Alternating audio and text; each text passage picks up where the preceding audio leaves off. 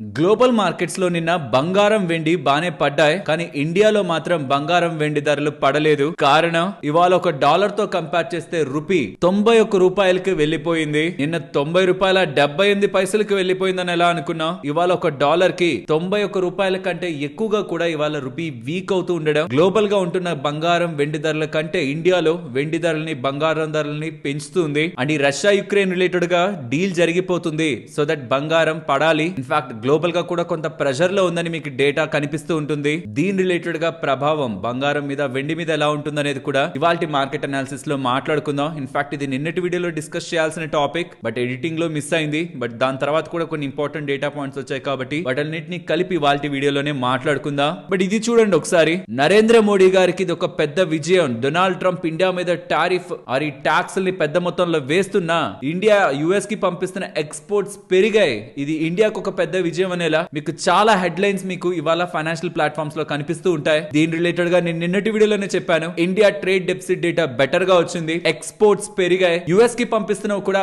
$1 billion కి పైగా last time తో కంపేర్ చేస్తే ఇండియా ఎక్కువగా ఎక్స్పోర్ట్ చేసింది. సర్వీసెస్ రిలేటెడ్ గా కూడా ఇండియా ఎక్స్పోర్ట్స్ పెరిగాయి. నిన్నటి వీడియోలోనే చెప్పాను, యాక్చువల్లీ అలా వచ్చిన డేటాతో రూపీ స్ట్రెంగ్త్ అయి ఉండాలి, ఇండియన్ మార్కెట్స్ పెరుగుండాలి, కానీ అలా ఎక్కడా జరగలేదు. ఇండియన్ మార్కెట్స్ పడ్డాయి, రూపీ ఫర్దర్ గా వీక్ అవుతూ 91 రూపీ మార్క్ ని కూడా $1 రూపీ మార్క్ ని కూడా క్రాస్ చేస్తుంది. కారణాలు ఏంటి?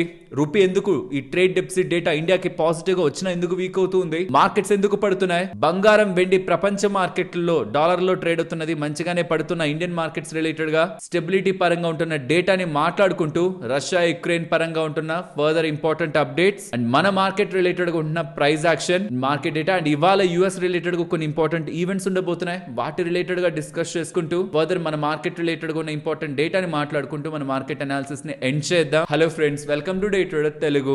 Good evening. ఫస్ట్ మన ఇండియన్ రూపీ గురించే మాట్లాడుకోవాలి. ఇండియన్ రూపీ కాన్స్టెంట్ గా వీక్ అవుతూ 91 రూపీస్ ని దాటేసింది. $1 రూపీని ఇవాళ క్రాస్ చేసింది. మార్కెట్ ఎక్కడో కొంచెం ఎక్కువగానే ఎక్స్పెక్ట్ చేసింది ఆర్బీఐ వాళ్ళు ఏమైనా ఎంటర్ అవుతారేమని. ఆర్బీఐ వాళ్ళు కంప్లీట్ గా సైడ్ లైన్స్ లో ఉంటున్నారు. సరే, ఆర్బీఐ వాళ్ళు ఎంటర్ అవ్వలేదు, ఓకే. మరి ఇండియా ట్రేడ్ డెఫిసిట్ డేటా పరిస్థితి ఏంటి? అక్టోబర్ కి సంబంధించిన trade deficit data November 14th release అయినప్పుడు సుమారుగా $41.5 బిలియన్ దగ్గరగా ట్రేడ్ డెఫిసిట్ ఉంది. ఇది ఎంత ఎక్కువ ఉంటే అంత మంచిది కాదనమాట. $41 బిలియన్ చాలా ఎక్కువ నెంబర్. అది మార్కెట్ ఎక్స్పెక్ట్ చేసింది కాదు. బంగారం రిలేటెడ్ గా స్ట్రాంగ్ గా మనం దిగుమతులను ఎక్కువగా చేసుకున్నాం. యుఎస్ కి పంపించాల్సిన ఎక్స్పోర్ట్స్ కూడా తగ్గిపోయాయి. మార్కెట్ అంతా కొంత పానిక్ అయింది, ఇలా అయితే ఎలా మన ట్రేడ్ పరిస్థితి అని. దానికి మార్కెట్ లో ఉంటున్న రూపీ ఇంపాక్ట్ అయింది, ఆల్ టైమ్ లోకి వెళ్ళిపోయిందంటే ఒక లెక్క ఉంది. దాని తర్వాత ఆ నవంబర్ కి సంబంధించిన ట్రేడ్ డెఫిసిట్ డేటా ఈ డిసెంబర్ లో రిలీజ్ అయింది నిన్న. అది కూడా మార్కెట్ అనాలిసిస్ లోనే నేను మీకు అందించాను. డేటా బాగుందనే చెప్పాను. రూపీ వీక్ అయిపోయింది ఫర్దర్ గా,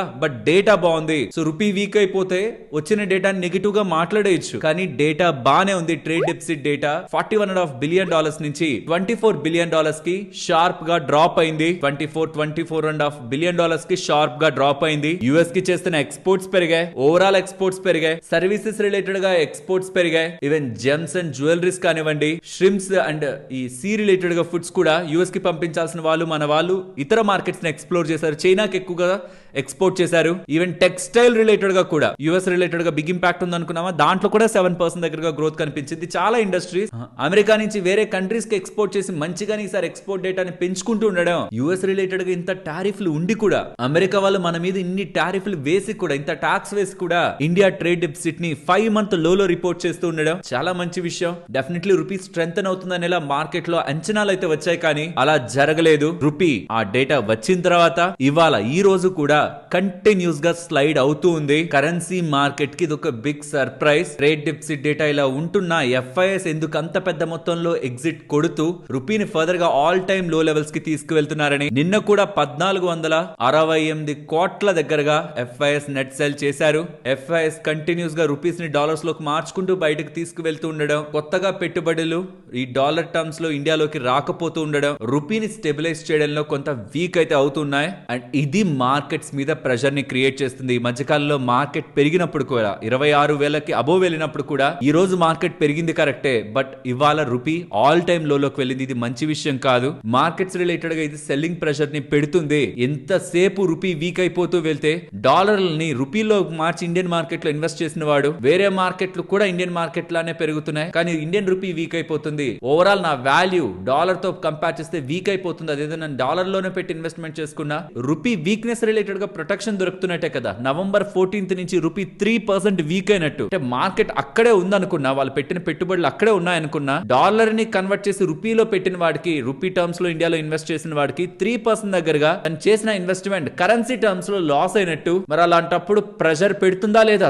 మిగతా ఇన్వెస్టర్స్ అందరికి కూడా వాళ్ళు చేసిన పెట్టుబడులు రిలేటెడ్ గా? దీని కారణంగా రెండు నెగిటివ్ ఇంపాక్ట్ లో ఆల్రెడీ పెట్టిన పెట్టుబడి వెనక్కి వెళ్లే ఛాన్స్ ఎక్కువ, అదే ఎఫ్ఐఎస్ రిలేటెడ్ గా కాన్స్టెంట్ గా మనకు కనిపిస్తుంది, ప్లస్ కొత్త పెట్టుబడులు రావడానికి కూడా అది తగ్గిస్తుంది. అండ్ ఇదే కారణం లాస్ట్ 2 days అనుకుంటాను గోల్డ్ సిల్వర్ ఒక లెవెల్ వరకు వెళ్ళి సడన్ గా డ్రాప్ అయ్యాయి, 2% దగ్గరగా డ్రాప్ అయింది గోల్డ్. బట్ ఇండియాలో మాత్రం అలా జరగలేదు, ఇండియాలో అంత పెద్ద మొత్తంలో పడలేదు, ఈటీఎఫ్లు కూడా అంత పెద్ద మొత్తంలో పడలేదు. కారణం రూపీ లాస్ట్ 3 weeks నుంచి అనుకుంటా, లాస్ట్ 3 weeks నుంచి 3% దగ్గరగా రూపీ వీక్ అయింది. ఈ డాలర్ లో ట్రేడ్ అవుతుండే బంగారం, ఈ డాలర్ లో ట్రేడ్ అవుతూ ఉండే ఈ సిల్వర్ కానీ కొంచెం పడ్డా, ఒక 1% పడ్డా, ఇక్కడ మన రూపీ ఫర్దర్ గా వీక్ అయిపోతూ ఉండడం కారణంగా అక్కడ వచ్చే వీక్నెస్, అంటే అక్కడ వస్తున్న ఫాల్, ధరలో వస్తున్న ఫాల్ ఇక్కడ మనకి రిఫ్లెక్ట్ అవ్వదు అంత ఈజీగా. కానీ పెరిగింది అనుకోండి అక్కడ, ఇక్కడ ఇంకా మంచి స్ట్రెంత్ తో పెరుగుతుంది, ఎందుకంటే డాలర్ లో ఉంటున్న ఆ గోల్డ్ సిల్వర్ ధర పెరుగుతుంది, ఇక్కడేమో మన రూపీ వీక్ అయిపోతుంది. కాబట్టి డాలర్ ని రూపీలతో మారుస్తున్నప్పుడు ఇంకా మన గోల్డ్ అండ్ సిల్వర్ ధరలు, అక్కడ ధర పెరిగితే మాత్రం ఎక్కువ పెరుగుతాయి, అక్కడ ధర పడితే మాత్రం రూపీ వీక్ అయిపోతూ ఉంటే తక్కువ పడతాయి, అది కొన్నిసార్లు పడవు కూడా.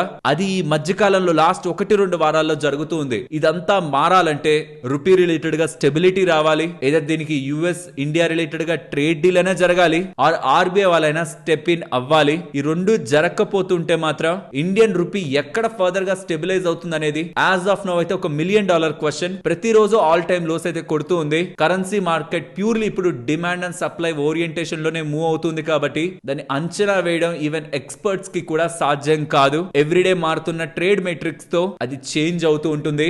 అండ్ ఈ రష్యా యుక్రెయిన్ పీస్ డీల్ జరిగిపోబోతుంది. నిన్న నాటో వాళ్ళతో కూడా మేము కలవడం ఆపేస్తామని యుక్రెయిన్ వాళ్ళు చెప్పారు. నాటోతో కలవకపోతే ఇంకా ఆల్మోస్ట్ రష్యాకి ఏ ఇబ్బంది లేనట్టే. ఖచ్చితంగా పీస్ డీల్ కి రష్యా ఒప్పుకుంటుంది, యుక్రెయిన్ కూడా ఒప్పుకుంటుంది, వీళ్ళిద్దరి మధ్యలో ట్రేడ్ డీల్ జరిగిపోతుంది. కాబట్టి బంగారం ధరలో ప్రెషర్ కనిపించిందనేలా మీకు డేటా కనిపిస్తుంది. సో దీని కారణంగా బంగారం ధర పడుతుందని అంచనాలు అయితే మొదలయ్యాయి. అండ్ బంగారంలో కూడా 2 సార్లు 2% దగ్గరగా డ్రాప్ కనిపించి మళ్ళీ రికవరీలో ఉంది. రష్యా యుక్రెయిన్ పీస్ డీల్ జరిగిపోతే బంగారానికి బిగ్ నెగిటివ్ అంటే ఎస్, ఒక యుద్ధం ఆగిపోయింది అనుకోండి, అన్సర్టనిటీ తగ్గింది అనుకోండి, ఈ ప్రీషియస్ మెటల్స్ కి పర్టికులర్ గా బంగారానికి మంచిదైతే కాదు. దీనికంతా ఎప్పుడు కావాల్సింది యుద్ధాలు జరగడం, గొడవలు జరుగుతూ ఉండడం, ఈ సెంట్రల్ బ్యాంకులన్నీ కొనుక్కుంటూ బంగారు ధరలను పెంచుతూ ఉంటే అది పెరుగుతూ ఉంటుంది. కానీ యుద్ధాలు ఆగిపోతున్నాయంటే ఖచ్చితంగా మంచిది కాదు. కానీ రష్యా యుక్రెయిన్ రిలేటెడ్ గా యుద్ధం జరిగిందని బంగారం పెరగలేదు. అంటే ఓన్లీ యుద్ధం అనే ఒక భయంతో కాదు జరిగింది. రష్యా యుక్రెయిన్ యుద్ధంలో అమెరికా అండ్ యూరోపియన్ కంట్రీస్ రష్యాకి అవసరమైనప్పుడు తన సొంత డబ్బుల్ని తాకనివ్వకుండా ఎలా అడ్డుపడ్డాయనే దాని మీదే బంగారం పెరిగింది. అది ప్రపంచం మర్చిపోదు.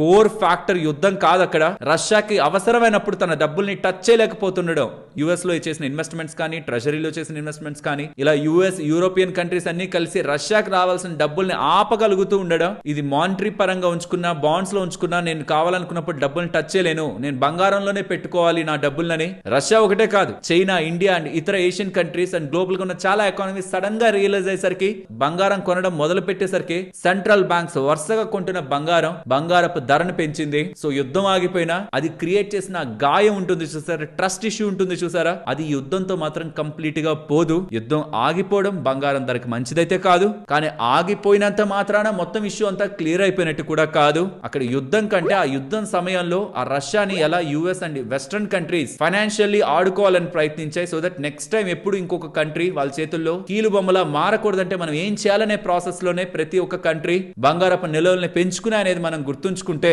యుద్ధం ఆగిపోయినా సరే ఆ యుద్ధం సమయంలో క్రియేట్ అయిన బంగారం మీద క్రియేట్ అయిన ఇంపాక్ట్ అంత ఈజీగా ఎండ్ అవ్వదు అనేది మనం ఆలోచించవచ్చు. సుమారుగా 2 లక్షలు దాటిన వెండి ప్రెసెంట్ 1,97,000 దగ్గర ఉంది. 1,36,000 వరకు వెళ్ళిన బంగారం 1,34,000 వరకు ఉంది. ఇంటర్నేషనల్ మార్కెట్ లో దీనికంటే ఎక్కువే పడ్డాయి, ఆల్ టైమ్ హైస్ కి వెళ్ళి అక్కడి నుంచి పడ్డాయి మంచిగానే. బట్ ఇక్కడ మాత్రం రూపీ వీక్ అయిపోతుండడం ఎగ్జాక్ట్ ఈక్వల్ లెవెల్ ఇంపాక్ట్ అయితే ఇండియన్ మార్కెట్స్ లో కనిపించదు. సో బంగారం, వెండి కొనాలనుకున్న వాళ్ళకి ధరలు ఎప్పుడు తగ్గుతాయంటే మన రూపీ మంచిగా స్టెబిలైజ్ అయిపోయి మళ్ళీ కనీసం నవంబర్ 14వ తేదీ ఉన్న లెవెల్స్ కైనా 88 రూపాయల దగ్గరకో 89 రూపాయల దగ్గర దగ్గరకైనా వస్తే ఈ ధరలు ఆటోమేటిక్ గా తగ్గుతాయి. ప్రపంచ మార్కెట్లో కూడా ఇప్పుడు ఈ రష్యా యుక్రెయిన్ యుద్ధం ఆగుతుంది అంటున్నారు. ఇండియా యుఎస్ రిలేటెడ్ గా trade deal announcement and further గా కూడా కంట్రీస్ అన్ని కూడా ఎక్సైటెడ్ మోడ్ లో లేవు. కొంచెం స్టేబుల్ ఎన్విరాన్మెంట్ లోకి వచ్చాయన్నప్పుడైనా బంగారం వెండి రిలేటెడ్ గా ధరలు స్టెబిలైజ్ అయ్యే ప్రయత్నంలో కొంచెం బాగా స్ట్రెచ్ అయిపోయిన ఈ ధరలు ఏమైనా స్టేబుల్ అవ్వాలి తప్పించి జస్ట్ బికాస్ ఆ రష్యా యుక్రెయిన్ డీల్ అయిపోతుంది అనగానే ఓ మేజర్ క్రైసిస్ ఎండ్ అయిపోయింది అనుకోని గోల్డ్ అండ్ సిల్వర్ ధరలు అయితే స్టెబిలైజ్ అవ్వవు. ఇవి రియాక్ట్ అవ్వాలన్నా అలానే తీసుకుంటాయి టైం, రియాక్ట్ అయినవి స్టెబిలైజ్ అవ్వాలన్నా సరే టైం తీసుకుంటాయి. బట్ ప్రధానంగా ఇండియా రిలేటెడ్ గా ఉన్న రూపీ ఇంపాక్ట్ వీటిని ఇంకా ఫర్దర్ గా పెంచుతుంది కాబట్టి అట్లీస్ట్ అదొకటి ఫస్ట్ కంట్రోల్ అయినా ధరలు కొంచెం స్టెబిలైజ్ అవుతాయని ఎలా మనం ఎక్స్పెక్ట్ చేయొచ్చు. బట్ ఈ రష్యా యుక్రెయిన్ రిలేటెడ్ గా ఇష్యూ ఎండ్ అయిపోతుంది అనగానే క్రూడ్ ఆయిల్ మాత్రం డ్రాప్ అయింది. $60 per barrel కి బిలో డ్రాప్ అయిపోయింది. దీంతో పాటు చైనాకు సంబంధించిన వీక్ ఫ్యాక్టరీ అవుట్పుట్ డేటా కూడా వచ్చింది. సో వీటన్నిటితో డ్రాప్ అయ్యాయి. అండ్ ఇవాళ ఉంటున్న ఇంపార్టెంట్ ఈవెంట్ ఈ నవంబర్ కి సంబంధించిన యుఎస్ కి సంబంధించిన జాబ్స్ డేటా రిలీజ్ అవుతుంది. 50,000 దగ్గరగా జాబ్స్ యాడ్ అవుతాయని ఎలా మార్కెట్ ఎక్స్పెక్ట్ చేస్తుంది. అలా వచ్చే జాబ్స్ డేటాని బేస్ చేసుకొని నెక్స్ట్ ఉంటున్న ఫెడ్ మీటింగ్స్ ఉన్నాయి కదా, జనవరి 2026 లో ఎండింగ్ లో 27, 28 ఆ పాయింట్ లో ఫెడ్ మీటింగ్ ఉంది. 28th నైట్ మనకు అప్డేట్ వస్తుంది. తర్వాత మార్చ్, తర్వాత ఏప్రిల్, తర్వాత జూన్, జూలై ఉంటున్న ఎంటైర్ 2026 క్యాలెండర్ ని కూడా ఇక్కడ మీకు స్క్రీన్ ముందు పెడుతున్నాను. సో జాబ్స్ డేటాని చాలా ఇంపార్టెంట్ గానే ఫెడ్ వాళ్ళు చూస్తారు కాబట్టి market and even gold and silver కూడా జాబ్స్ డేటా తర్వాత రియాక్ట్ అవ్వచ్చు. అది ఇవాళ ఎండింగ్ మనకి రిలీజ్ అవుతుంది. అది అప్డేట్ అవగానే ఏదైనా ఇంట్రెస్టింగ్ గా ఇంపాక్ట్ క్రియేట్ చేస్తే బంగారం మీద కానీ స్టాక్ మార్కెట్ల మీద కానీ అది ఈ వీడియో కింద కామెంట్ సెక్షన్ లో కూడా మీకు అప్డేట్ చేస్తాను.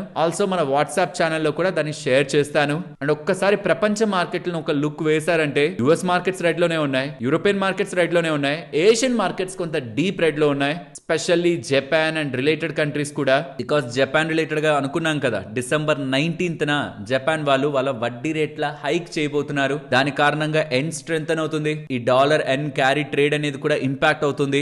సో అది ఓవరాల్ మార్కెట్స్ కి మంచిదేం కాదు. So December 19th important day అనేది గుర్తుంచుకున్నా. ప్రాబబుల్లీ ఆ డే దగ్గర అవుతూ ఉండడం ఏషియన్ మార్కెట్స్ లో కొంత ప్రెషర్ అయితే పెరుగుతూ ఉంది, స్పెషల్లీ జపాన్ లో. అండ్ ఈ మధ్య కాలంలో ఏఐ రిలేటెడ్ గా కూడా ఈ స్టాక్స్ పరంగా కొంచెం బజ్ అయితే క్లియర్ అవుతున్నట్టు కనిపిస్తుంది. ఒరాకిల్, బ్రాడ్కామ్ 11% దగ్గరగా పడిన తర్వాత నెంబర్స్ తర్వాత పడిన తర్వాత మళ్ళీ ఫర్దర్ గా కూడా 5% అండ్ ఫర్దర్ గా కూడా పడుతున్నాయి. ఏఐ రిలేటెడ్ గా ఉన్న ఏవైతే రీసెంట్ టైమ్స్ లో కొంచెం ఎక్కువగా పెరిగాయో, స్టెబిలిటీ లేకుండా జస్ట్ యూఫోరియాతో పెరిగాయో, మీన్ 1 or 2 అప్డేట్స్ తోనే భారీగా పెరిగాయో, వాటిల్లో ఇప్పుడు సెల్ ఆఫ్ అయితే కనిపిస్తుంది. కాబట్టి ఈ జపాన్ రిలేటెడ్ గా రేట్ హైక్ తో పాటు ఈ మధ్య కాలంలో ఏఐ కారణంగా పెరిగిన స్టాక్స్ రిలేటెడ్ గా ఇంపాక్ట్ కూడా యుఎస్ మార్కెట్స్ ని, ఏషియన్ మార్కెట్స్ ని కూడా, ఏఐ రిలేటెడ్ గా థీమ్ తో పెరిగిన మార్కెట్స్ ని కూడా ఇంపాక్ట్ చేస్తుంది. బట్ ఇండియన్ మార్కెట్స్ ఏఐ కారణంగా కాదు ఇంపాక్ట్ అవుతున్నది. రూపీ రిలేటెడ్ గా ఉంటున్న వీక్నెస్ ప్రధానమైన కారణం. ఎఫ్ఐఎస్ ఒక అవుట్ ఫ్లోస్ అండ్ మార్కెట్ మీద సెల్లింగ్ ప్రెషర్ క్రియేట్ చేయడానికి. అండ్ ఆల్మోస్ట్ ట్రేడ్ డిస్కషన్స్ అన్ని కంప్లీట్ అవుతున్నాయని, ఇనిషియల్ ఫ్రేమ్ వర్క్ ఫైనలైజ్ అయిపోతుందని, ఇండియా యుఎస్ రిలేటెడ్ గా ట్రేడ్ పరంగా వెరీ క్లోజ్ మనం వచ్చేసామని ఇండియన్ అఫీషియల్ స్టేట్మెంట్స్ చేస్తూనే ఉన్నారు. బట్ రియల్ అప్డేట్ మాత్రం ఇండియా యుఎస్ రిలేటెడ్ గా రావట్లేదు. అండ్ ఎఫ్ఐఎస్ ఒక సెల్లింగ్ కాన్స్టెంట్ గా మెయింటైన్ అవుతూనే ఉంది. అండ్ షార్ట్స్ కూడా ఇండియన్ మార్కెట్ పరంగా 89% మెయింటైన్ చేస్తున్నారు. అండ్ మార్కెట్స్ పరంగా రీసెంట్ టైమ్స్ లో మీకు గుర్తుంటే 25,700 మార్క్ దగ్గరికి 2 సార్లు రీసెంట్ డేస్ లోనే 2 సార్లు అలా వచ్చి మళ్ళీ 26,000 మార్క్ వచ్చింది. మళ్ళీ ఇప్పుడు అదే లెవెల్స్ కి అయితే పడుతూ ఉన్నాం. 25,700 నుంచి 800 ఈ 100 పాయింట్లు చాలా ఇంపార్టెంట్. ఈ మధ్య కాలంలో వచ్చినప్పుడు కూడా ఆ లెవెల్ బ్రేక్ చేసి కింద అయితే మార్కెట్ క్లోజ్ అవ్వలేదు. అది చాలా ఇంపార్టెంట్ సపోర్ట్ గానీ రీసెంట్ టైమ్స్ లో మార్కెట్ రెస్పెక్ట్ చేసింది. కాబట్టి దాని ఇంపార్టెంట్ సపోర్ట్ గా మనం మార్కెట్ రిలేటెడ్ గా గమనించవచ్చు. ఇక్కడ నుంచి పైకి వెళ్తుంటే 26,040 దగ్గరగా మనకి 20-day మూవింగ్ యావరేజ్ ఉంది. బ్యాంక్ నిఫ్టీ పరంగా 59,296, 340 ఇన్ బిట్వీన్ కూడా మనకి ఒక moving average 20-day moving average ఉంది. కాబట్టి ఇక్కడ నుంచి పెరుగుతున్నప్పుడు అవి మనకి కనిపిస్తున్న important moving averages. Yes, market లో ఇప్పుడు ఉంటున్న ఎన్విరాన్మెంట్ లో ఖచ్చితంగా మనకి నెగిటివ్ అనేలానే కనిపిస్తుంటుంది ఎన్విరాన్మెంట్ అంతా. కానీ ఒక్క రూపీ స్టెబిలైజ్ అయిపోతే చాలు. అది స్టెబిలైజ్ అవడానికి కావాల్సింది కూడా ఒక అప్డేట్ మాత్రమే. ఆ అప్డేట్ రాకపోయినా ఇంకా ఫర్దర్ గా ఎక్కడికో ఒక దగ్గర వీక్ అయ్యి ఒక దగ్గర అయితే స్టెబిలైజ్ అవుతుంది. బట్ అది ఎక్కడనేది ఒక $1 million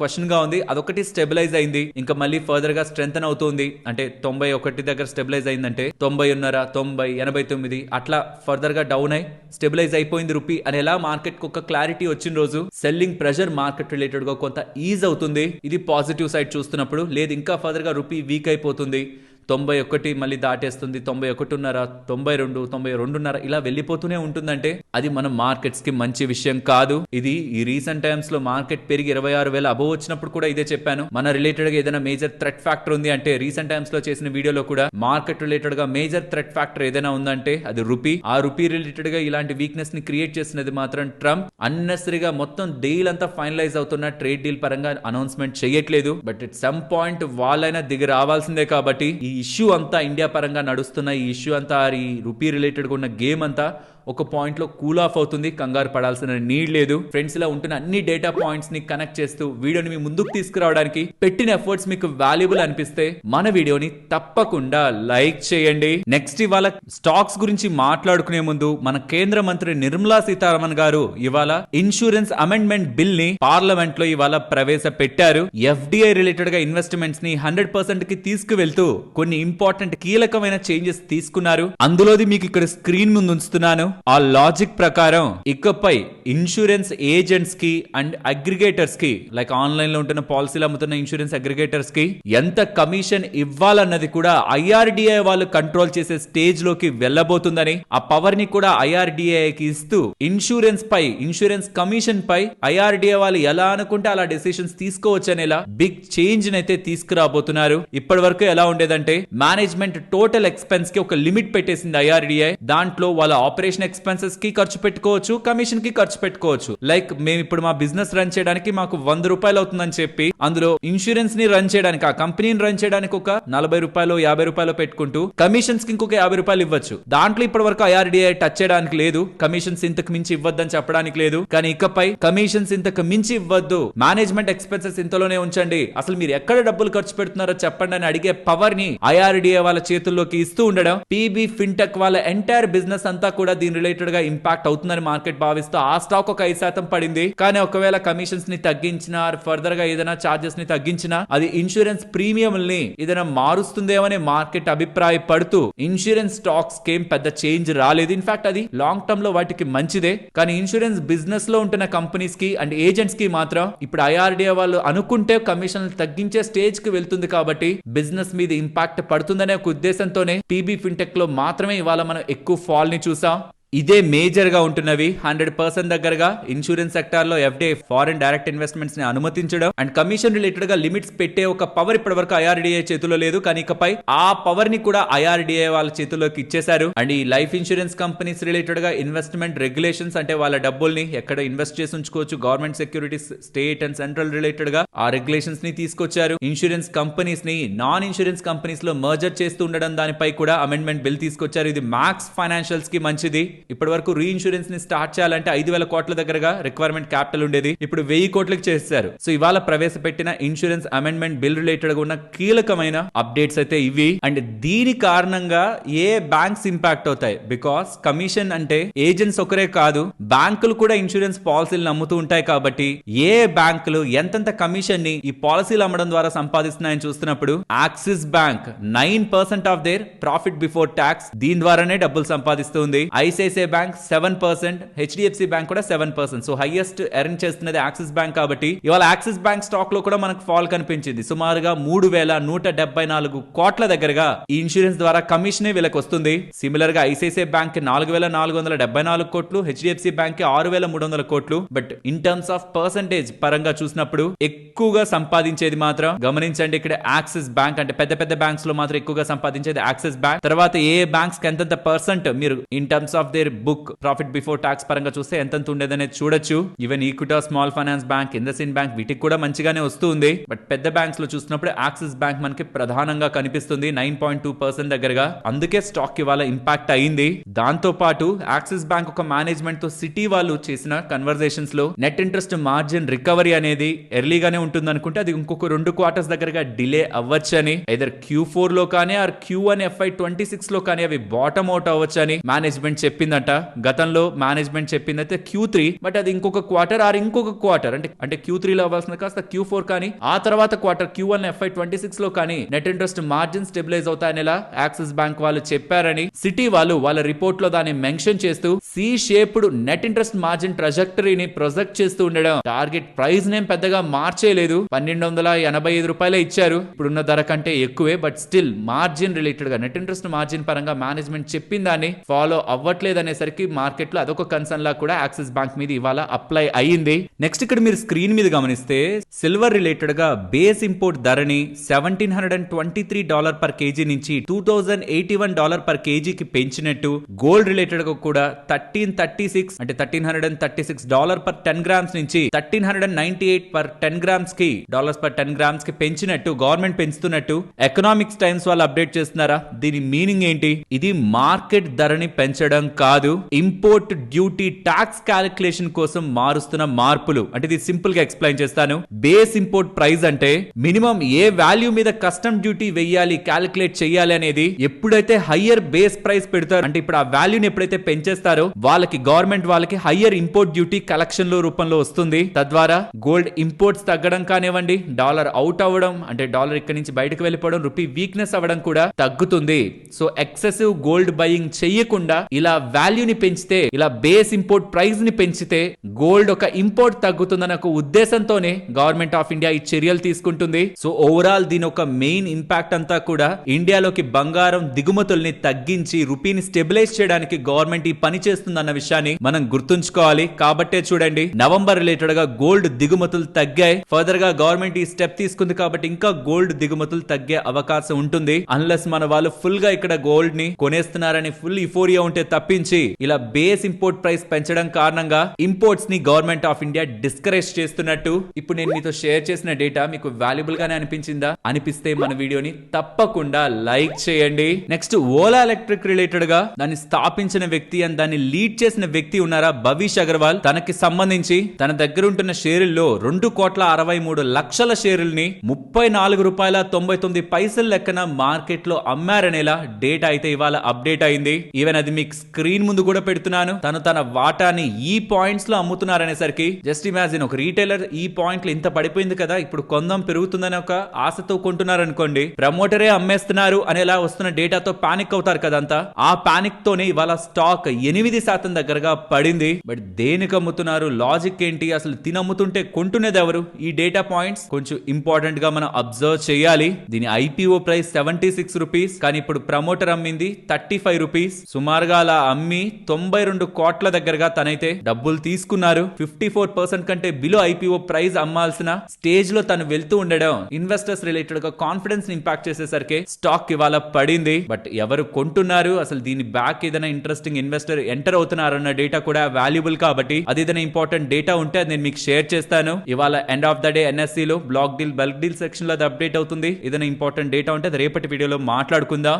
రైల్టెల్ వాళ్ళకి 148 crores విలువ చేసే order register general and census commissioner దగ్గర నుంచి వర్క్ ఆర్డర్ వీళ్ళకి లభించిందని ఎక్స్చేంజెస్ కి అప్డేట్ చేస్తున్నారు. నెక్స్ట్ ఈ రిలయన్స్ వాళ్ళు ఇక్కడ నుంచి చాలా టైం బ్యాక్ నుంచి చూడండి క్యాంపా కోలా అండ్ ఏదైతే పాత బ్రాండ్స్ ఉన్నాయో వాటిని మళ్ళీ మార్కెట్ లో తీసుకొచ్చే ప్రయత్నం చేస్తున్నారా. సిమిలర్ గా 75 సంవత్సరాల లెగసీ ఉండి పెద్దగా మార్కెట్ లో ఆదరణ పొందని SIL బ్రాండ్ ని కూడా మార్కెట్ లో లాంచ్ చేసే ప్రయత్నం చేస్తున్నారు. SIL ఒక ప్రొడక్ట్స్ ని కూడా ఇక్కడ మీకు స్క్రీన్ ముందు పెడుతున్నాను. జామ్స్ కానీ, మసాలాస్ కానీ, కెచప్స్ కానీ వాళ్ళు తయారు చేస్తుంటారు. ఈ ప్రొడక్ట్స్ ని ఫర్దర్ గా రిలయన్స్ వాళ్ళు మార్కెట్ లోకి తీసుకొస్తున్నారని, ఈవెన్ నూడిల్స్ కూడా ఆటా నూడిల్స్, మసాలా నూడిల్స్ వాటిల్ని కూడా వాళ్ళు మ్యానుఫ్యాక్చర్ చేస్తారు ఆ బ్రాండ్ అండర్ లో. ఇవి కమింగ్ డేస్ లో మార్కెట్ లో మనం చూస్తాం. స్పెషల్లీ రిలయన్స్ స్టోర్స్ లో మళ్ళీ ఇంకొక కొత్త బ్రాండ్ మార్కెట్ లోకి తీసుకొస్తూ ఉండడం రిలయన్స్ పరంగా, రీటైల్ పోర్ట్ఫోలియో పరంగా మంచిదిగానే మనం చూస్తాం.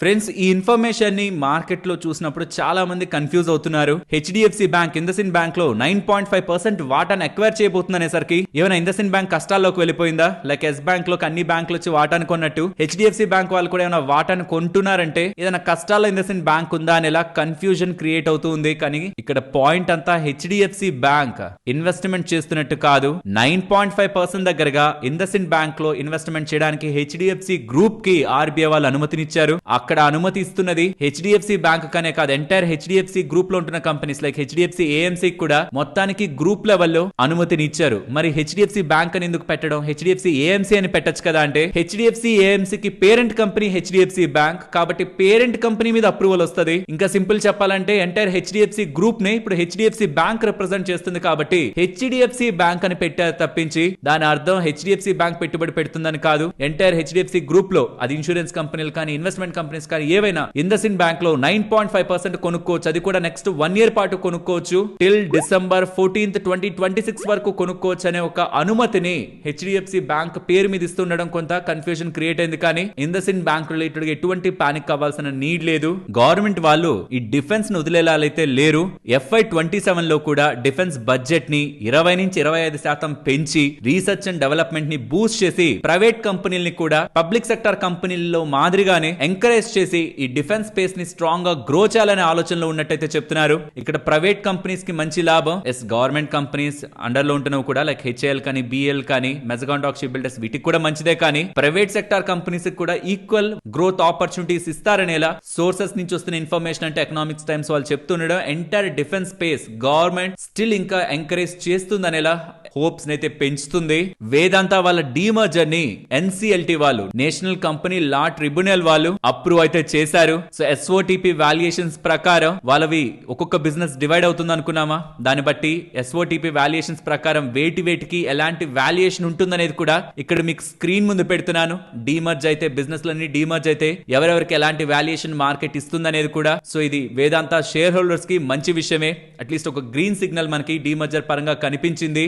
బిఎంఎల్ వాళ్ళకి 110 crores చేసే engine supply order ministry of defence దగ్గర నుంచి లభించిందని చెప్తున్నారు. అండ్ అహ్లూవాలియా కాంట్రాక్ట్స్ వాళ్ళు ఉన్నారా, వాళ్ళకి 888 crores చేసే order EPC project order Bihar related గా లభించిందని నెక్స్ట్ 42 months లో దీన్ని ఎగ్జిక్యూట్ చేస్తారని అప్డేట్ చేశారు. సెనోరస్ ఫార్మా వాళ్ళు ఉన్నారా, వాళ్ళు అప్నార్ ఫార్మా అనే కంపెనీని 91 crore పెట్టి అక్వైర్ చేస్తున్నారు. ఈ అప్నార్ ఫార్మా అనేది ఏం చేస్తుంది, జెనెటిక్ ఫార్ములేషన్స్ ని మ్యానుఫ్యాక్చర్ చేస్తూ ఉంటుంది. వాళ్ళకి వడోదర దగ్గర గుజరాత్ దగ్గర యుఎస్ఎఫ్డిఏ అప్రూవ్డ్ ప్లాంట్స్ ఉన్నాయి. ఈ యూకే కి సంబంధించి అప్రూవ్డ్ ప్లాంట్ కూడా అది. సో యుఎస్ కానీ యూకే కానీ డ్రగ్స్ ని పంపించగలిగే మ్యానుఫ్యాక్చరింగ్ ఫెసిలిటీ ఉంటున్న కంపెనీని ఈ ఫార్మా కంపెనీని వీళ్ళు అక్వైర్ చేయడం, అది కూడా ఎంటర్ప్రైజ్ వాల్యూ 91 crore కి అక్వైర్ చేయడం ప్రాబబ్లీ బిజినెస్ పాయింట్ ఆఫ్ వ్యూలో చూసినప్పుడు మంచి విషయమే. ఫ్రెండ్స్, జాగిల్ లోకి టైమ్స్ గ్రూప్ వాళ్ళు ఉన్నారా, వాళ్ళు ఇన్వెస్ట్మెంట్స్ చేస్తున్నారు. డైరెక్ట్ గా చేయట్లేదు, వారెంట్స్ ద్వారా చేస్తున్నారు. సుమారుగా 7,05,467 వారెంట్స్ ని ఇప్పుడు సబ్స్క్రైబ్ చేసుకుంటున్నారు.